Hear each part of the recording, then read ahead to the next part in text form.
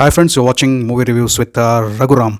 In today's video, I'll be reviewing Akshay Kumar starrer, our Kiladi Kumar starrer movie Bell Bottom.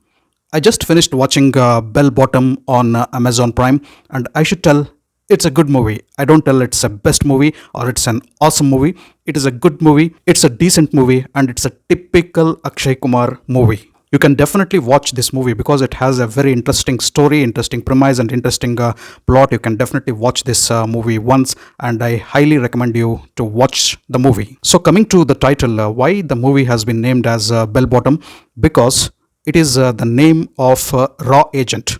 Raw agents are not supposed to reveal their actual identity or actual name. Akshay Kumar plays the protagonist of the movie, so his code name is Bell Bottom, and that is why the movie has been named Bell Bottom.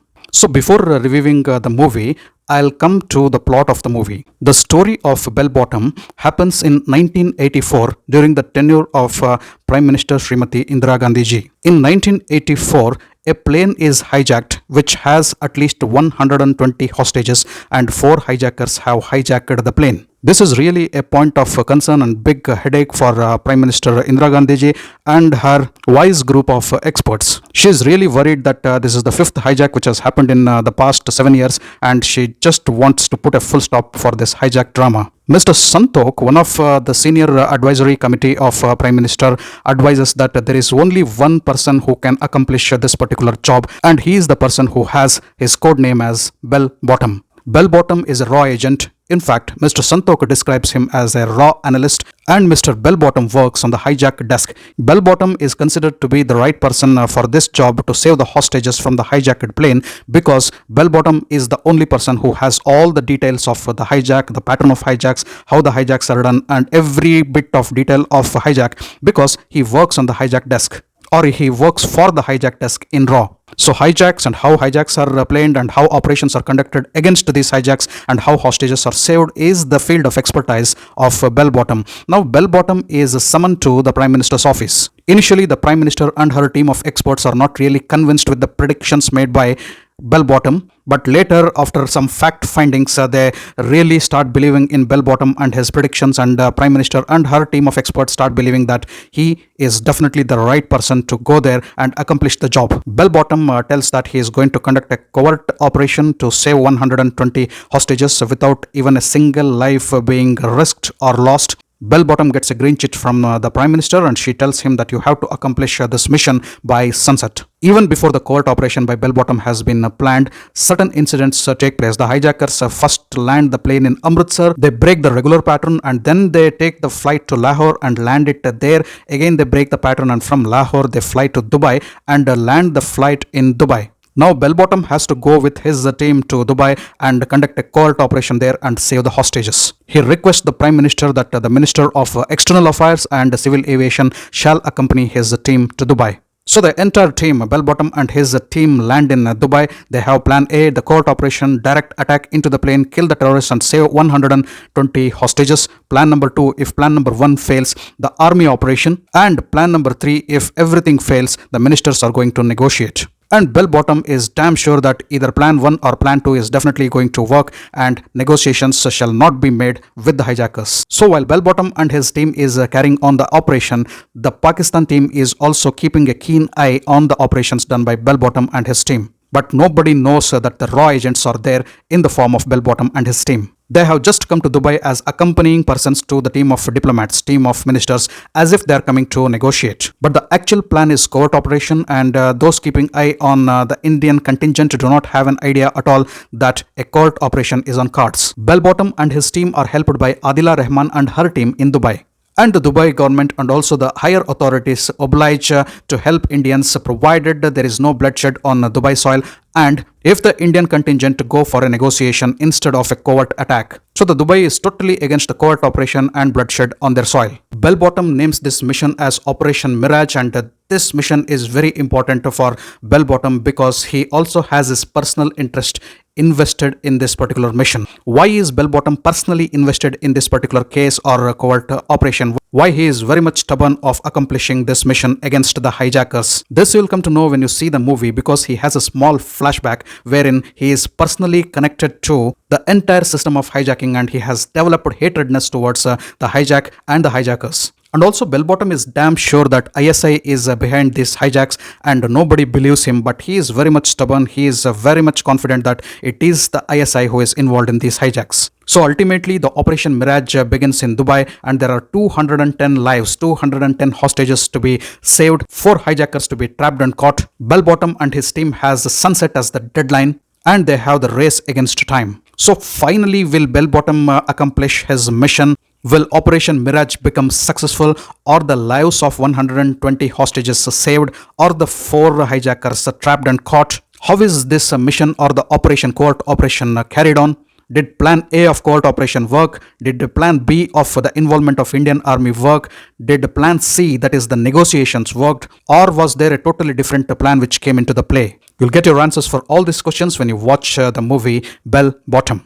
And coming to the review of the movie, should you watch the movie or not? Is it worth watching? As I already said, it is a decent one-time watch, and it is Akshay Kumar movie, and it has its own moments. It definitely promises entertainment. You can go ahead and watch this movie. I'll divide this movie into 2 different parts. Part 1 before the interval, and part 2 after the interval. Part 1 before the interval lays the foundation for the entire movie, and no much action happens in part A, that is before interval. Nothing much happens there. We are introduced to our hero Anshul Malhotra. What was he? What did he become? And how did he join the Raw? Why did he personally become interested and invested into this hijack business, and an accidental or incidental operation which he conducted at London? We are shown with all these things. Though the movie begins with the hijack plot itself, that the plane has been hijacked, the Prime Minister conducts meeting, BellBottom is summoned, and she has a lot of questions on BellBottom, and Santok narrates the brief story of BellBottom and about how BellBottom became BellBottom. We are also taken into the personal life of Anshul Malhotra. He has a wife Radhika. We are shown Anshul Malhotra's moments and love and care and affectionate moments with his mother and wife, his personal life, his ambitions, his dreams, his goals, and ultimately what he becomes. And once the second half of the movie starts, the speed of the movie takes up just like the flight or the jet fight, and the movie is fast and pacey and totally deals with the covert operation conducted by BellBottom and his team at Dubai. The planning, the execution, everything. So it is overall a decent spy thriller. And there are a couple of suspense moments of suspense which opens up, which unwraps itself right at the end of the movie. One particular suspense 10-15 minutes before the end of the movie, and one damn good suspense which opens up right just before the credits, or just before